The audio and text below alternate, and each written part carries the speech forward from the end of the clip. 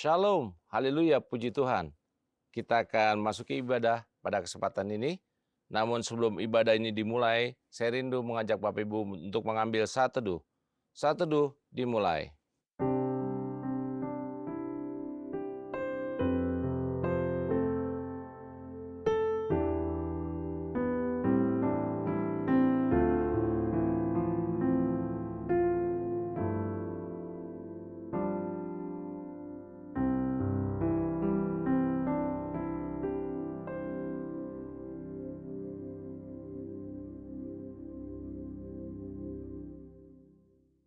Haleluya. Saya mengajak Bapak Ibu untuk bangkit berdiri. Mari kita berikan penghormatan bagi Bapa Surga. Hormat bagi Bapa Surga.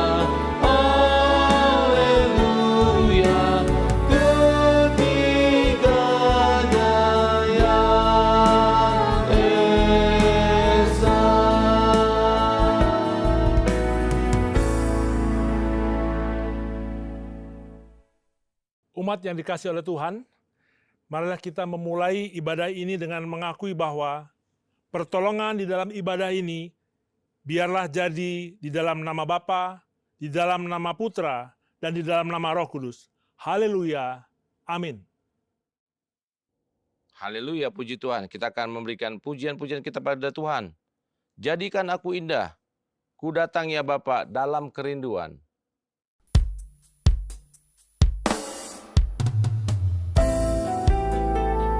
Ini kerinduan kami Tuhan, untuk selalu datang padamu Bapa, memandang keindahan.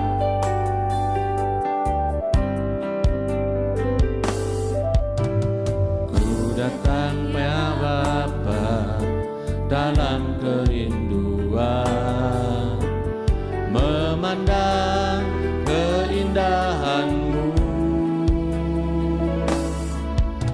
Ku berikan segalanya, semuanya yang ada. Ku ingin menyenangkan hati-Mu, oh Tuhan. Jadikan aku indah, yang Kau pandang mulia, seturut karya-Mu di dalam hidupku. Ajakku berharap hanya kepadamu, taatan setia kepadamu Tuhan. Naikkan pujian ini sekali lagi, katakan ku datang. Ku datang ya Bapa dalam kerinduan, memandang keindahan-Mu. Ku berikan segalanya, semuanya yang ada. Ku ingin menyenangkan hati-Mu, oh Tuhan.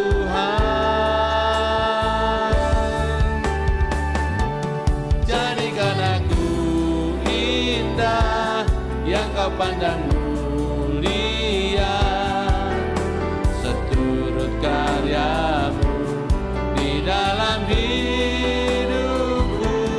Ajakku berharap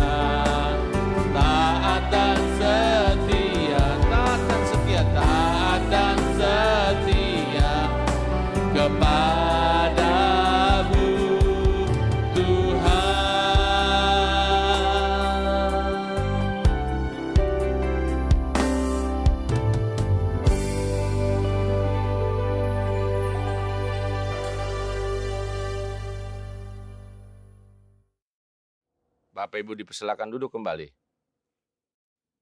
Umat yang dikasihi oleh Tuhan, sebelum kita lebih jauh mengikuti ibadah ini, marilah kita bersama-sama mengakui dosa dan pelanggaran kita di hadapan Tuhan, agar kehadiran kita dalam ibadah ini berkenan bagi Tuhan. Mari kita berdoa. Bapa di surga, Bapa yang kami kenal dalam Putra-Mu, Tuhan kami Yesus Kristus. Pada minggu ini Tuhan, kami kembali menghadap hadirat Tuhan dengan mengakui betapa berdosanya kami, betapa tidak berdayanya kami, dan betapa lemahnya kami Tuhan menghadapi tekanan-tekanan dalam kehidupan kami sepanjang minggu yang sudah kami lalui. Iman kami sering tergoncang, kami sering tidak setia, kami lebih memikirkan diri kami dengan pikiran dan kekuatan kami sendiri. Nah saat ini Tuhan, kiranya Roh-Mu yang kudus, yang mengetahui hal-hal tersembunyi dalam kehidupan kami, boleh mengungkapkan hal-hal yang mendukakan hati Tuhan yang sudah kami kerjakan. Dan biarlah kami semua boleh mengakui itu di hadapan Tuhan, Bapa yang Maha Kudus, yang hadir dalam ibadah ini. Tuhan yang mendengar pengakuan setiap kami, pribadi lepas pribadi. Tuhan yang mengetahui perbuatan-perbuatan kami yang tersembunyi di balik pintu-pintu tertutup. Di hadapan-Mu Tuhan, kami mengakui dosa-dosa kami. Dalam nama Putra-Mu yang tunggal, Tuhan kami Yesus Kristus. Amin. Umat yang dikasihi oleh Tuhan, kita memasuki berita pengampunan dosa. Sebagaimana firman Tuhan mengatakan, "Kasihanilah aku ya Tuhan menurut kasih setia-Mu. Hapuskanlah pelanggaranku menurut rahmat-Mu yang besar." Selaku pelayan Tuhan Yesus Kristus, saya memberitahukan bahwa Tuhan telah mengampuni setiap kita yang mengaku dosa-dosanya di hadapan Tuhan, dalam nama Bapa, Putra, dan Roh Kudus. Amin. Bapak dan Ibu, saya undang untuk berdiri. Bersama dengan gereja-gereja segala abad dan sepanjang zaman, mari menyatakan komitmen iman dengan hati, lidah, dan bibir kita dengan mengikrarkan pengakuan iman rasuli. Aku percaya kepada Tuhan, Bapa yang Maha Kuasa, Khalik langit dan bumi, dan kepada Yesus Kristus, Anak-Nya yang tunggal Tuhan kita, yang dikandung dari Roh Kudus, lahir dari anak darah Maria, yang menderita sengsara di bawah pemerintahan Pontius Pilatus, disalibkan, mati, dan dikuburkan, turun ke dalam kerajaan maut. Pada hari yang ketiga, bangkit pula dari antara orang mati, naik ke surga, duduk di sebelah kanan Tuhan, Bapa yang Maha Kuasa. Dan dari sana Ia akan datang untuk menghakimi orang yang hidup dan yang mati. Aku percaya kepada Roh Kudus, gereja yang kudus dan am, persekutuan orang kudus, pengampunan dosa, kebangkitan tubuh, dan hidup yang kekal. Amin. Bapak dan Ibu dipersilakan untuk duduk kembali. Haleluya, puji Tuhan. Kita akan terus menaikkan pujian bagi Tuhan. Katakan, because He live.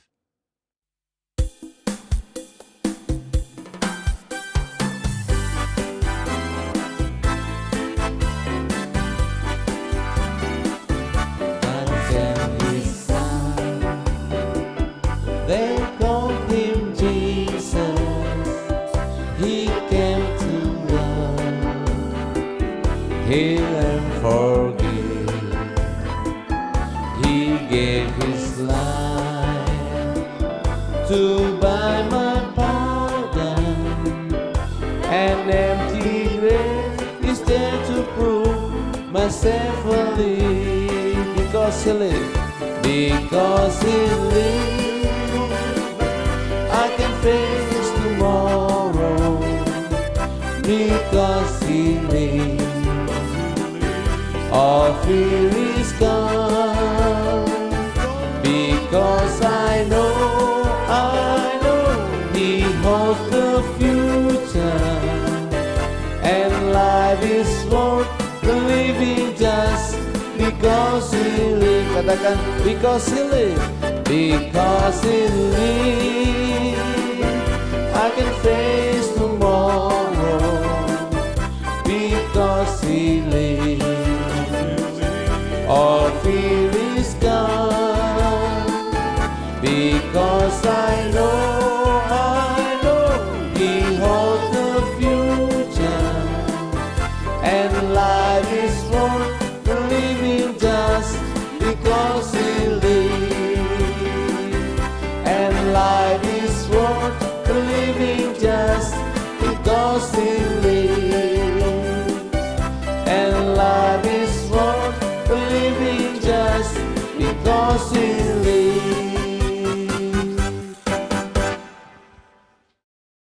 Shalom Bapak dan Ibu yang terkasih di dalam nama Tuhan kita, Yesus Kristus. Saya mengundang untuk berdiri.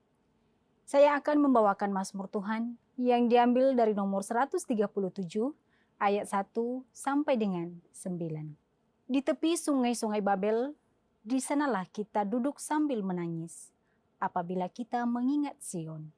Pada pohon-pohon gandarusa di tempat itu kita menggantungkan kecapi kita. Sebab di sanalah orang-orang yang menawan kita meminta kepada kita memperdengarkan nyanyian. Dan orang-orang yang menyiksa kita meminta nyanyian sukacita. Nyanyikanlah bagi kami nyanyian dari Sion. Bagaimanakah kita menyanyikan nyanyian Tuhan di negeri asing? Jika aku melupakan engkau, hai Yerusalem, biarlah menjadi kering tangan kananku. Biarlah lidahku melekat pada langit-langitku. Jika aku tidak mengingat engkau, jika aku tidak jadikan Yerusalem puncak sukacitaku.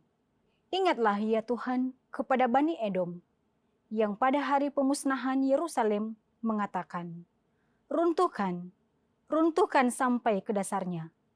Hai putri Babel, yang suka melakukan kekerasan, berbahagialah orang yang membalas kepadamu perbuatan-perbuatan yang kau lakukan kepada kami. Berbahagialah orang yang menangkap dan memecahkan anak-anakmu pada bukit batu. Demikianlah Mazmur Tuhan.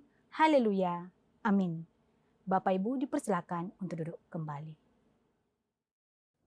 Puji Tuhan, kita akan menyambut kebenaran firman Tuhan. Namun sebelum firman Tuhan ini disampaikan, kita akan iringi dengan pujian Aku Percaya. Tiada yang seperti Engkau, begitu mengasihiku.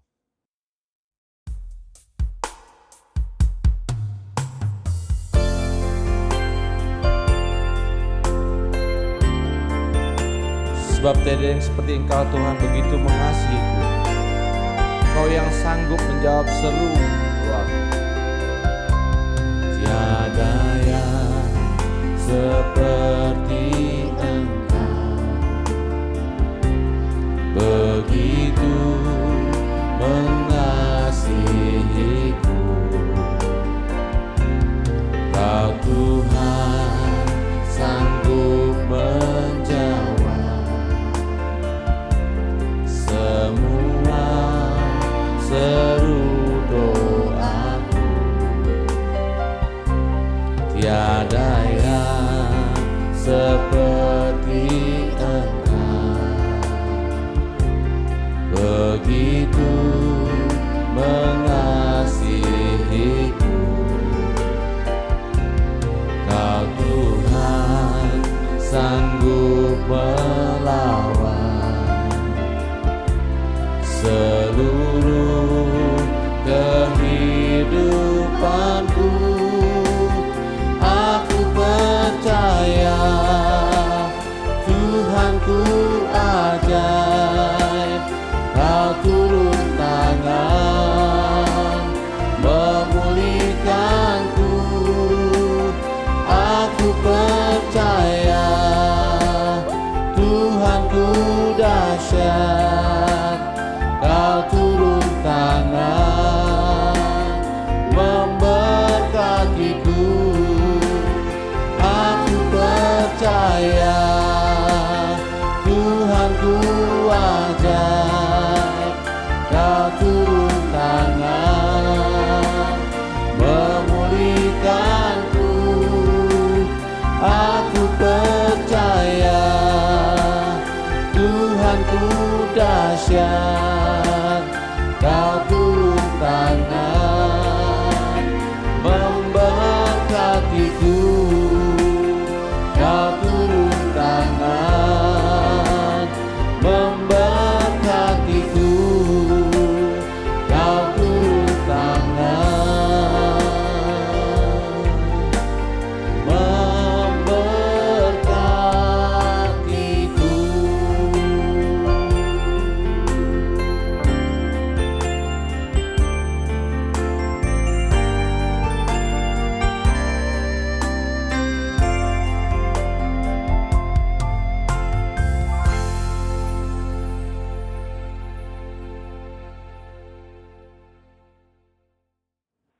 Shalom Bapak dan Ibu yang terkasih dalam nama Tuhan kita Yesus Kristus. Saya mengundang untuk berdiri.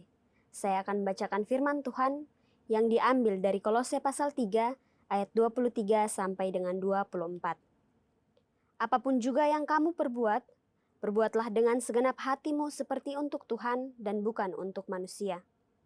Kamu tahu bahwa dari Tuhanlah kamu akan menerima bagian yang ditentukan bagimu sebagai upah. Kristus adalah Tuhan dan kamu abdinya. Demikianlah firman Tuhan. Haleluya. Amin. Bapak dan Ibu dipersilakan untuk duduk kembali. Shalom Bapak Ibu yang kasih Tuhan. Hari ini kita akan mendengarkan firman Tuhan yang bertemakan memuliakan Tuhan lewat pekerjaan dan pelayanan yang terambil dari Kolose 3 ayat 23 sampai 24. Sebelumnya kita memohon pertolongan Tuhan di dalam mendengarkan firman Tuhan ini. Mari kita berdoa. Kiranya damai sejahtera Tuhan yang melampaui segala akal dan pikiran manusia, itu yang menenteramkan hati dan pikiran kami, bahkan juga anugerah-Mu yang membuat kami dapat mengerti kebenaran firman Tuhan, bahkan kami dapat melakukannya dalam kehidupan kami sehari-hari. Berfirmanlah ya Tuhan, karena kami sudah siap mendengarnya, dan rahmat anugerah-Mu menyertai kami sampai selesai pemberitaan firman ini. Kami percaya Tuhan pasti memberkati pemberitaan firman pada hari ini. Dalam nama Tuhan Yesus kami berdoa. Amin.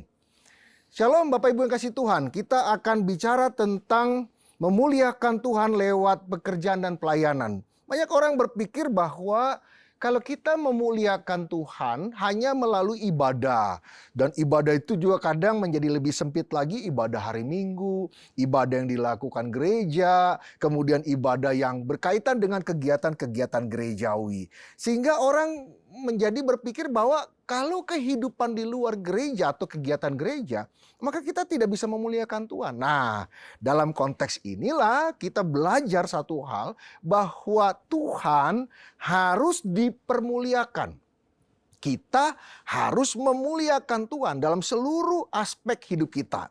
Baik dalam kehidupan gereja, baik dalam kehidupan sehari-hari, baik di dalam aktivitas sebagai seorang murid, peserta didik, atau seorang pekerja, atau sebagai seorang anggota keluarga, apapun itu, kita harus memuliakan Tuhan. Dalam konteks hari ini, kita fokus kepada memuliakan Tuhan di dalam pekerjaan dan pelayanan. Nah, kita mau bicara ini dalam surat Paulus, khususnya dalam surat Kolose. Karena itu saya selalu ingin mengajak para pendengar firman Tuhan, orang-orang yang gemar akan kitab suci, untuk bicara dulu tentang latar belakang kitab Kolose ini. Supaya kita dapat gambaran yang jelas, gambaran yang utuh tentang apa yang mau kita bicarakan dalam Kolose 3 ayat 23 sampai 24. Nah, poin yang pertama kita mau bahas adalah latar belakang kitab Kolose. Kitab Kolose ini ditulis oleh Paulus kepada anggota gereja di Kolose, yaitu sebuah kota kecil di Frigia dekat Laodikia, kira-kira tahun 57 sampai 59 Masehi. Di sana bicara banyak hal, di mana dikatakan dalam pembukaan suratnya Paulus berkata dan memuji daripada iman daripada anggota gereja. Bahkan juga memuji kasih anggota gereja satu dengan yang lain itu luar biasa katanya. Dan kemudian juga mereka punya juga pengharapan yang luar biasa juga. Kalau dalam bahasa singkatan tuh mereka punya IPK, iman, pengharapan, dan kasih. Iman mereka luar biasa, kasih mereka luar biasa, pengharapan mereka juga luar biasa. Oh, ini luar biasa ini dipuji oleh Paulus. Itu dalam Kolose 1 ayat 4 sampai 6.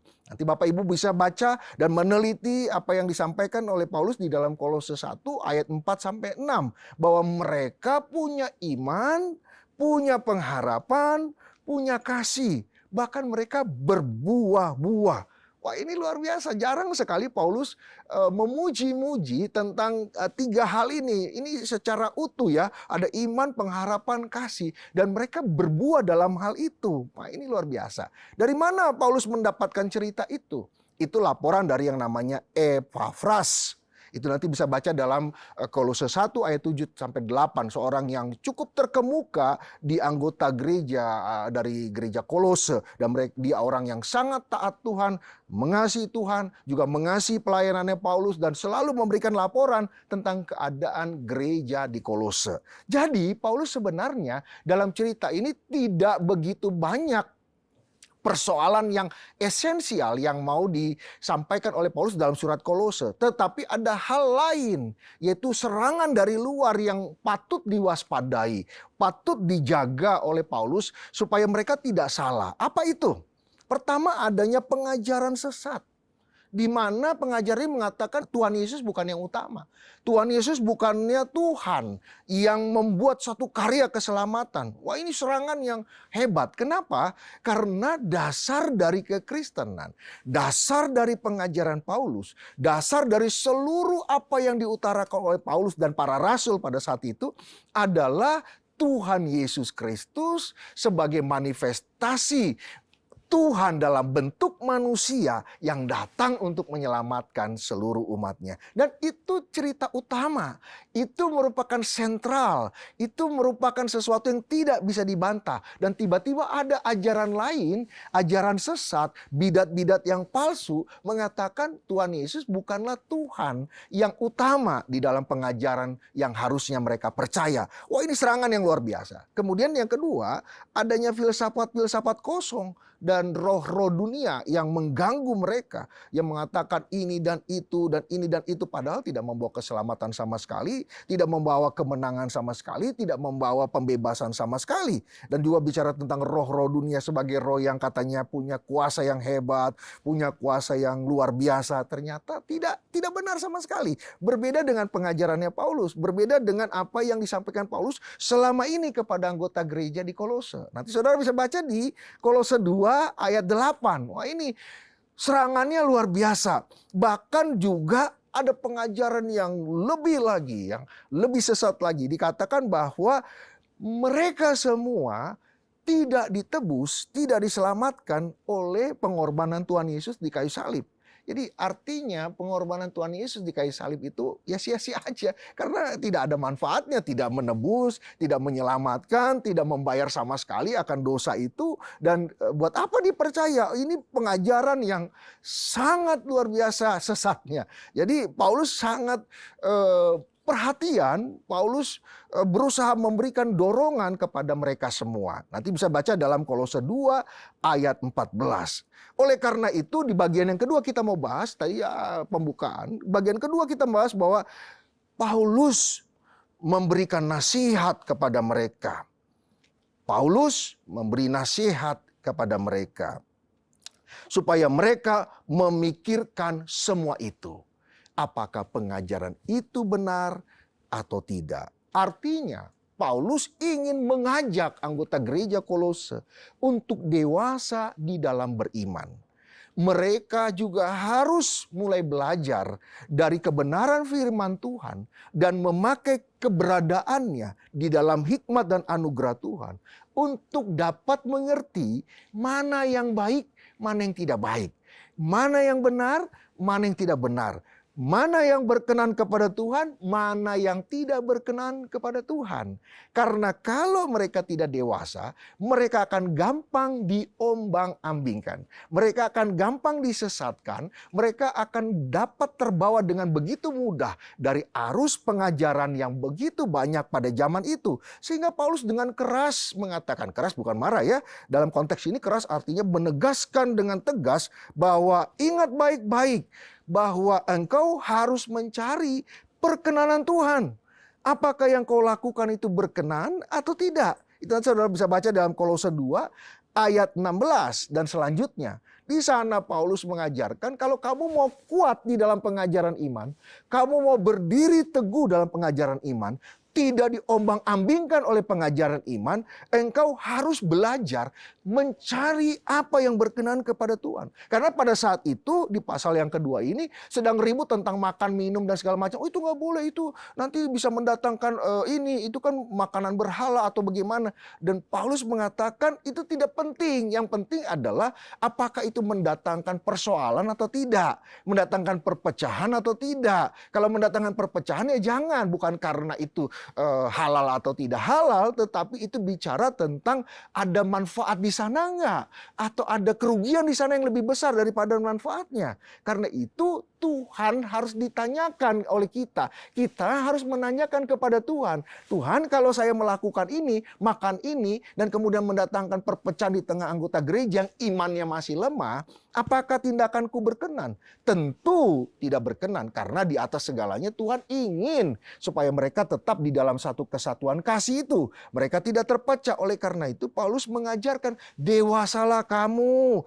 Nasihatnya kepada anggota gereja Kolose, supaya engkau tahu mana yang berkenan kepada Tuhan. Cari kepada Tuhan. Bertanya sama Tuhan. Belajar dari kitab suci. Belajar dari pengajaran para rasul. Dan tanyakan kepada Tuhan. Dan ada Roh Kudus di sana yang akan menolongmu untuk mengetahui ini berkenan atau tidak berkenan. Dan apakah itu aturan-aturan yang mendatangkan kematian atau aturan-aturan yang mendatangkan kehidupan.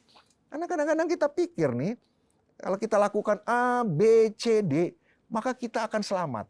Jadi iman keselamatan itu diformulasikan seperti standar operation prosedur. Kalau melakukan A, B, C, maka kamu akan selamat. Kalau kamu melakukan A, B, C, kamu akan mendapat karunia-karunia. Kalau kamu mendapatkan A, B, C, kamu akan mendatangkan mujizat-mujizat Tuhan. Padahal di dalam konteks iman itu ada di wilayah kedaulatannya Tuhan. Kita hanya boleh memformulasikan dalam konteks saya Tuhan datang kepadamu, memohon kepadamu, tunjukkanlah apa yang kau perkenankan dalam hidup kami. Supaya saya tidak salah ya Tuhan, iring-iringi langkah kami, ajar-ajari kami untuk menentukan mana yang benar, mana yang tidak. Berdasarkan firman Tuhan, berdasarkan pengajaran para rasul, dan berdasarkan pimpinan Roh-Mu. Itu yang dibilang cari perkenanan yang daripada Tuhan. Bahkan lebih keras lagi, Paulus di pasal yang ketiga bagian yang pertama, pasal 3 ayat yang pertama dikatakan, tadi kan cari perkenanan Tuhan. Yang kedua lebih keras lagi, carilah hal-hal yang di atas katanya. Artinya, Paulus ingin mengajarkan kepada anggota gereja Kolose untuk mulai dewasa. Tidak ombang-ambing tentang pengajaran-pengajaran yang harusnya itu di bagian pertama. Waktu mula-mula mereka percaya kepada Tuhan. Tetapi ketika dalam fase sudah mulai dewasa, harusnya mereka tidak lagi pusing, tidak lagi digoyangkan, tidak lagi goyah oleh pengajaran itu. Tapi berjalan terus mantap kepada apa yang ingin dikerjakan Tuhan dalam hidup saya. Kita fokus kepada apa yang di atas sana. Apa yang Tuhan inginkan dikerjakan oleh kita. Itulah tanda orang dewasa. Itulah tanda orang yang benar-benar di dalam Tuhan. Sehingga kita bisa merasakan kebaikan-kebaikan Tuhan. Nah, oleh karena itu saudara yang kasih Tuhan, saudara harus rajin. Rajin baca kitab suci. Rajin berdoa. Rajin juga di dalam sensitif kepada pimpinan roh. Kerajinan ini bukan hanya bicara tentang intensitas, bukan hanya bicara tentang frekuensi, tapi bicara juga komitmen. Bahwa kita mendahulukan mencari apa yang Tuhan kehendaki dalam hidup saya. Itu pertama. Kedua, saya juga komitmen untuk mengerjakan apa yang Tuhan kehendaki dalam hidup saya. Itu yang penting. Dan kemudian kita menjadi pelaku firman itu. Bukan hanya kita mencari apa yang di atas sana, seperti kata Paulus di dalam pasal 3 ayat yang pertama, tetapi saya menjadi pelaku daripada kehendak Tuhan yang di atas sana. Oleh karena itu saya tidak akan lagi goyah ketika saya menjalani kebenaran demi kebenaran. Saya melakukan aturan-aturannya Tuhan, ketentuan-ketentuannya Tuhan, melakukan perintah-perintahnya Tuhan, dan menjauhi larangan-larangannya Tuhan, menjauhi semua yang dibenci oleh Tuhan, yang mendatangkan cemburu dari Tuhan. Maka saya menjadi dewasa dan tidak goyah oleh pengajaran-pengajaran yang muncul di tengah-tengah atau di sekeliling kehidupan kita sebagai umat Tuhan. Apapun ajaran itu, ketika saya hidup di dalam kebenaran firman Tuhan, saya selalu mencari yang di atas dan mengerjakan kehendak yang di atas, yaitu maksudnya Tuhan kita Yesus Kristus. Maka saudara dan saya tidak akan pernah goyah oleh segala pengajaran-pengajaran tadi. Itu poin saya. Kemudian kita masuk ke dalam ceritanya, yaitu memuliakan Tuhan lewat pekerjaan dan pelayanan. Nah, setelah itu semua kita sudah mencari yang di atas. Maka Paulus menyampaikan cerita selanjutnya. Saudara juga harus membuang segala keduniawian, cemburu, dosa-dosa, dan hidup sebagai manusia baru. Dan ketika saudara sudah menjadi manusia baru, di dalam pasal yang ketiga ayat 23-24, engkau juga harus mau menjadi seorang yang bekerja sebagaimana untuk Tuhan, apapun pekerjaanmu. Jadi poin yang ketiga adalah dalam pekerjaanmu engkau harus memuliakan Tuhan. Sebagai seorang pekerja, engkau bukan hanya bekerja untuk mencari nafkah, untuk sesuatu yang duniawi, tetapi engkau bekerja untuk memuliakan Tuhan. Yang kedua, engkau bekerja di dalam nama Tuhan. Yang ketiga, engkau bekerja memuliakan Tuhan. Bagaimana cara kita bekerja supaya kita benar-benar memuliakan Tuhan di dalam nama Tuhan dan bekerja untuk Tuhan?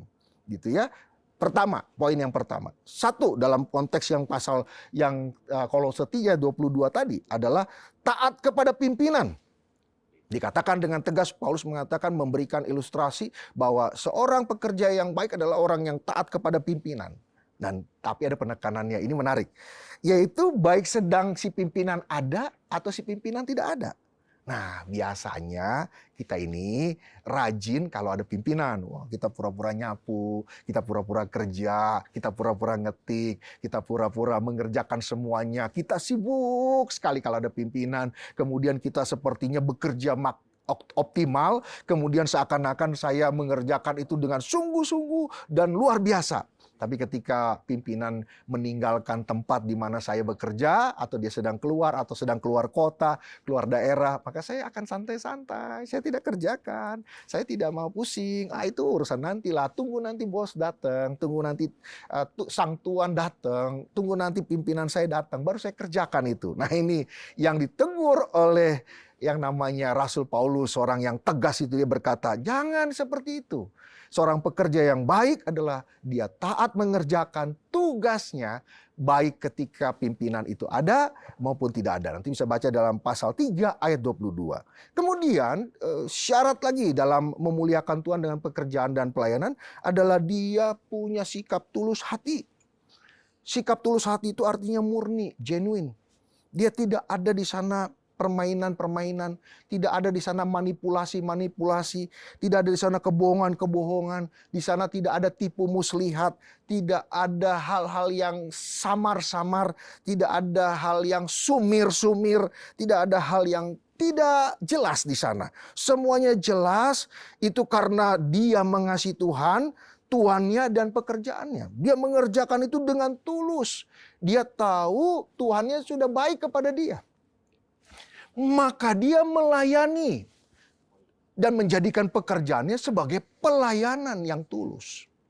Dia bukan bekerja karena ingin mendapatkan uang atau upah saja, tetapi dia bekerja karena dia sudah mendapatkan kebaikan dari Tuhannya.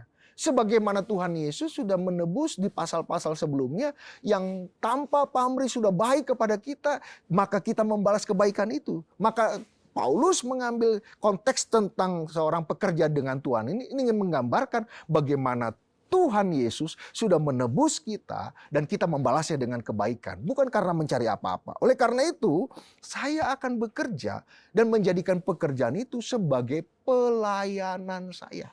yang saya kerjakan dengan tulus, dengan sukacita, tidak bersungut-sungut, tidak marah-marah, tidak menggerutu, tidak benci kepada siapapun di sekeliling saya, dan tidak suka melemparkan kesalahan kepada orang lain. Tapi saya tulus untuk mengerjakan itu karena saya merasa bersyukur dan berterima kasih atas kebaikan dari Sang Tuhan yang memberikan saya pekerjaan, yang memberi saya kesempatan untuk saya bisa bekerja. Maka saya membalasnya dengan tindakan yang tulus, yang suci, yang tidak ada maksud jahat di sana. Wah, itu saya kerjakan. Nah, saudara bisa baca di dalam Kolose 3 ayat 23b.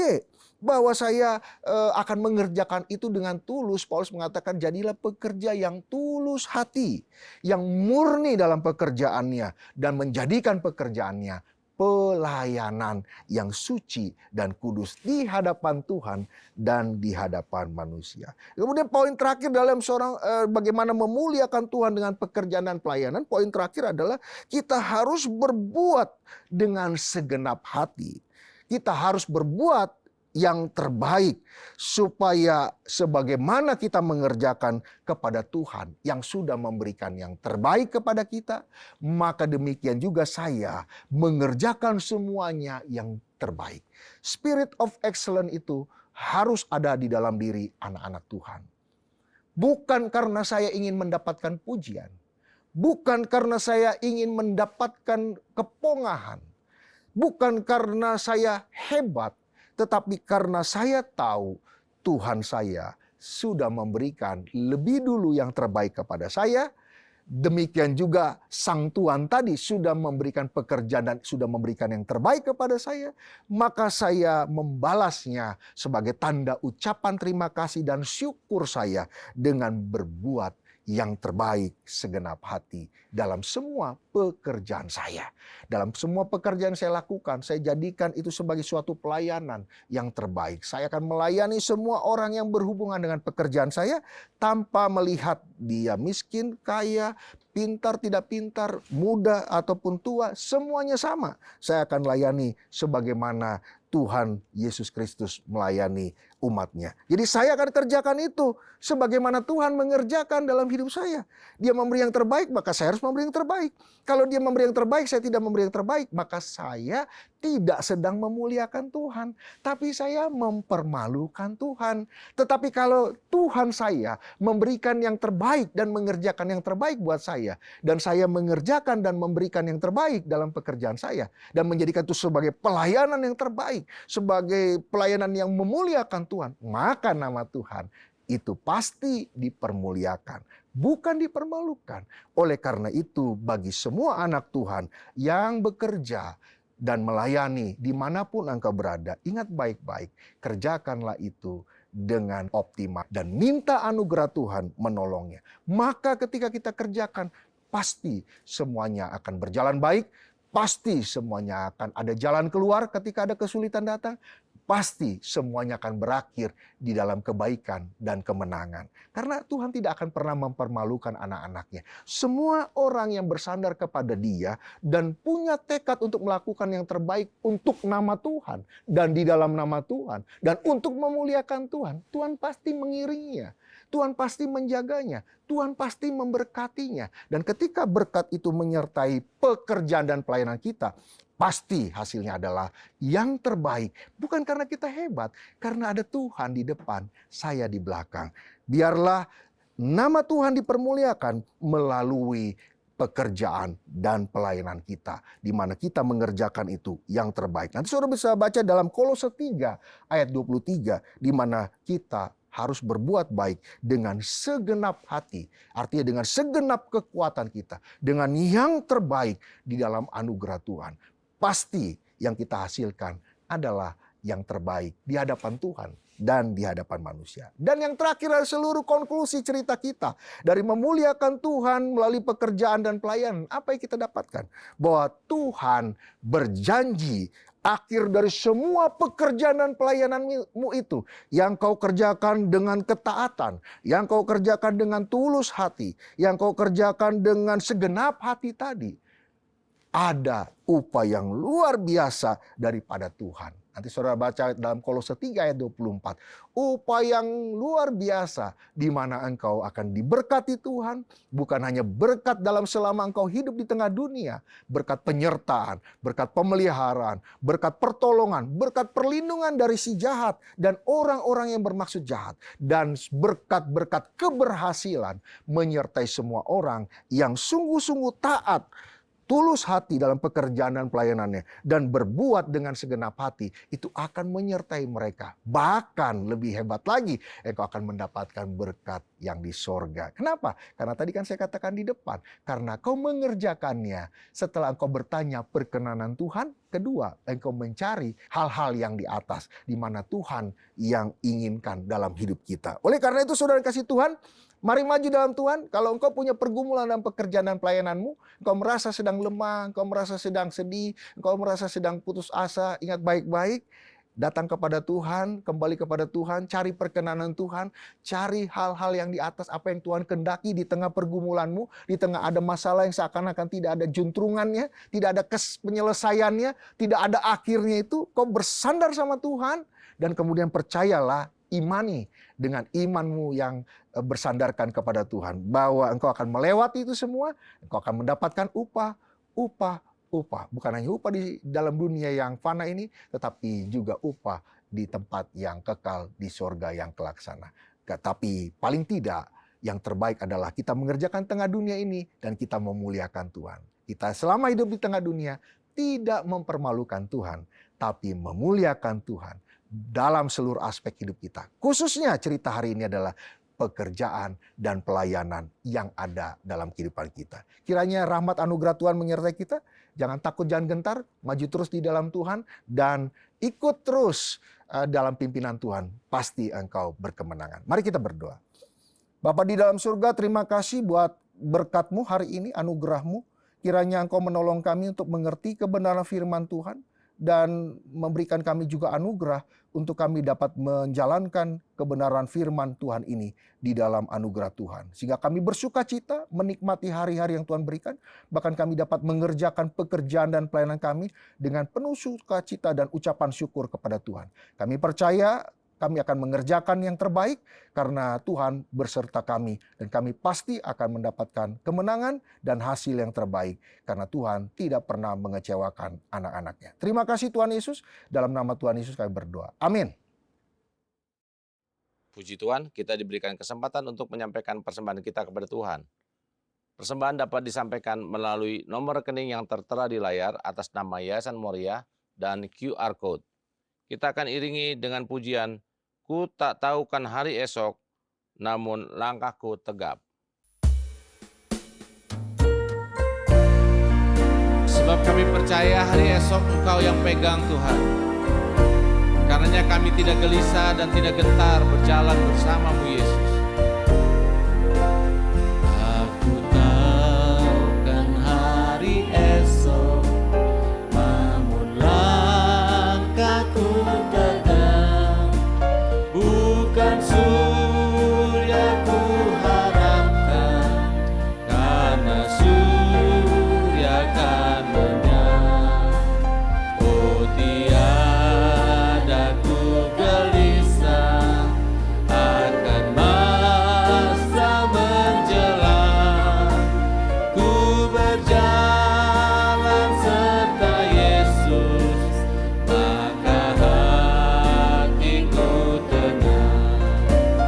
Banyak hal tak ku pahami dalam masa menjelang, tapi terang bagiku ini tangan Tuhan yang pegang. Kami bersyukur Tuhan sebab hari esok Kau yang pegang. Karenanya kami tak gentar berjalan bersama-Mu. Aku tahukan hari esok, namun langkahku tegak. Bukan surya ku harapkan, karena surya akan lenyap. Oh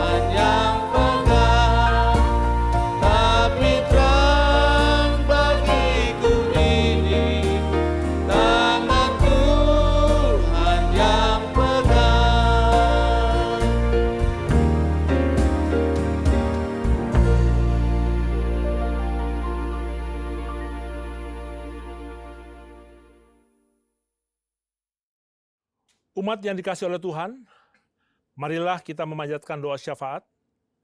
Doa syafaat akan diakhiri dengan doa Bapa kami. Ketika doa Bapa kami, Bapak dan Ibu dimohon untuk berdiri. Mari kita berdoa. Kami mengucap syukur Tuhan, kami kembali diizinkan dan dilayakkan untuk menghampiri tahta Tuhan, untuk menaikkan syafaat-syafaat kami. Kami bersyukur untuk firman Tuhan yang Tuhan nyatakan bagi setiap kami pada kebaktian ibadah minggu ini. Kami percaya Tuhan, firman Tuhan akan hidup dalam kehidupan kami dengan pertolongan Roh-Mu yang kudus.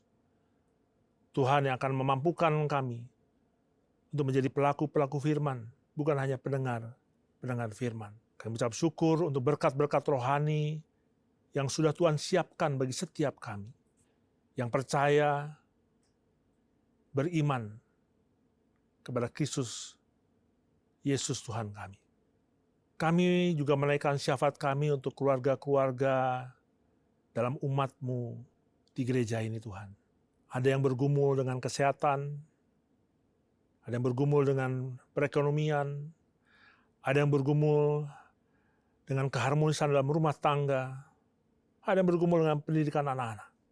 Kami percaya Tuhan, apapun pergumulan kami, Tuhan mengingatkan kepada kami untuk senantiasa berharap, bersandar kepada Tuhan dalam Kristus.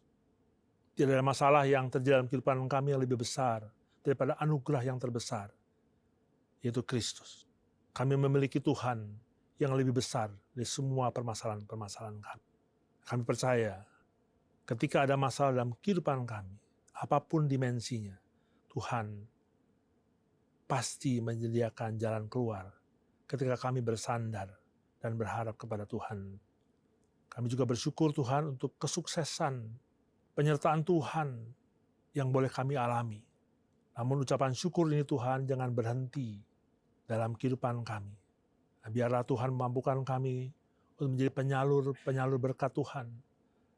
Sehingga ucapan syukur kami itu boleh dirasakan oleh banyak orang untuk kemuliaan nama Tuhan.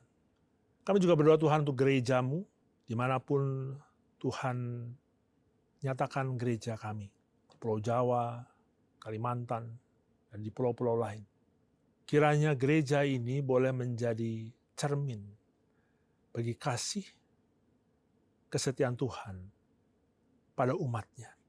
Pertumbuhan yang terjadi bukan karena kami mengejar jumlah, tapi karena semakin banyak orang yang merasakan kasih Tuhan melalui persekutuan umat-Mu di gereja ini.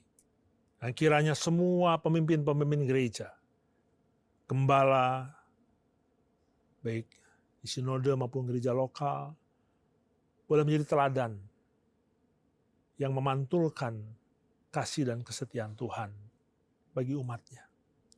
Mampukan setiap para pemimpin di tengah segala kelemahannya untuk menjadi saksi bagi kemuliaan Tuhan dengan pertolongan dari Roh Tuhan yang kudus.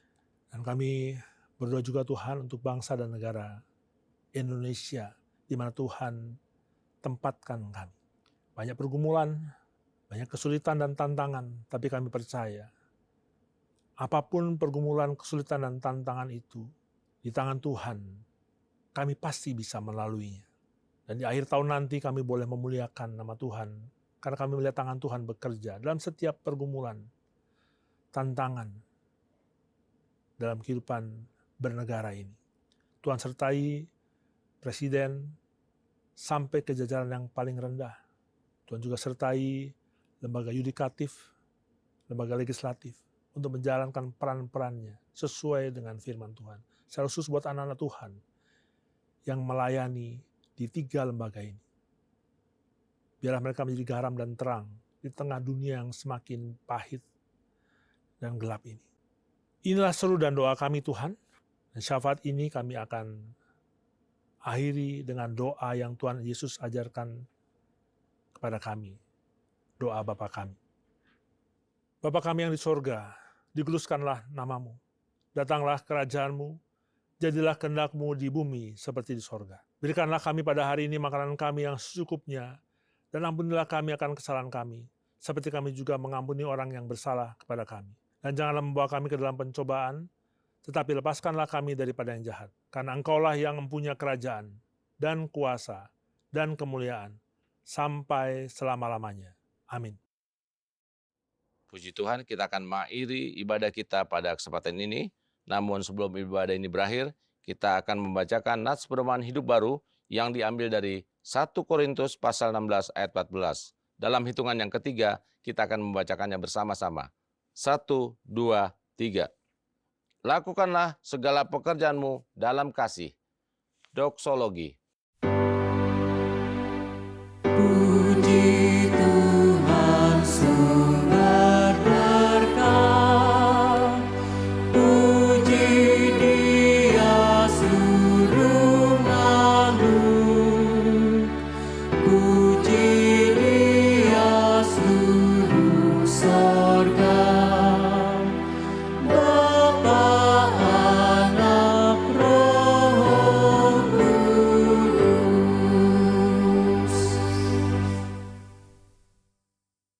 Umat yang dikasihi Tuhan, kita akan memasuki akhir dari ibadah ini. Maka sekarang, arahkan hati dan pandanglah Tuhan dengan iman dan terimalah berkat dari Tuhan. Tuhan memberkati engkau dan melindungi engkau. Tuhan menyinari engkau dengan wajah-Nya dan memberi engkau kasih karunia. Tuhan menghadapkan wajah-Nya kepadamu dan memberi engkau damai sejahtera, sejak sekarang sampai selama-lamanya. Amin. Amin.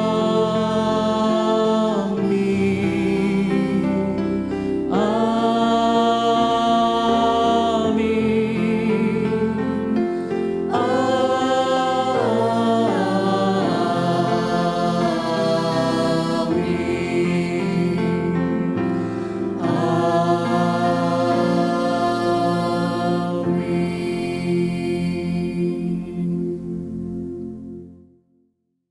Puji Tuhan, ibadah telah berakhir. Silakan mengambil saat teduh. Selamat hari Minggu.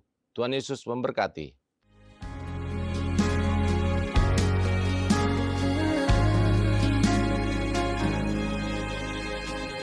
Who makes the sun to rise and bring the earth new life in every being? Jesus, it is you. Who turns the day to night and watches me as I begin to dream. Jesus.